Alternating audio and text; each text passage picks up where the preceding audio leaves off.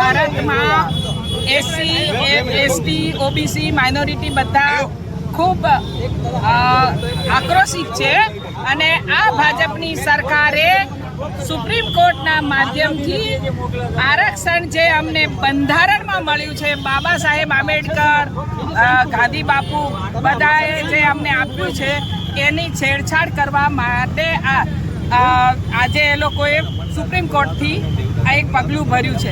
અમે એમ કહીએ છીએ કે આરક્ષણનો મુદ્દો જો કોઈ પણ ફેરફાર કરવાનો હોય તો લોકસભામાં જ થઈ શકે.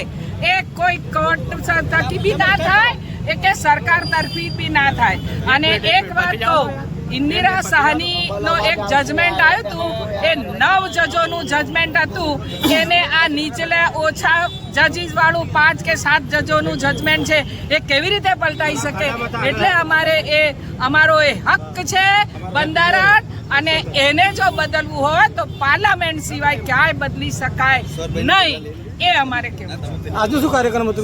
આજે અમારે આખા દેશમાં બંધનું એલાન છે, એ પ્રમાણે દાહોદમાં પણ બંધનું એલાન હતું. અમે આભાર માનીએ કે દાહોદના વેપારીઓએ, નાના વેપારીઓએ પણ અમને સાથ અને સહકાર આપ્યો છે. લોકોએ અમારે બંધને સફળ બનાવ્યું છે, એટલે અમે એમનો બધાનો આભાર માનીએ છીએ.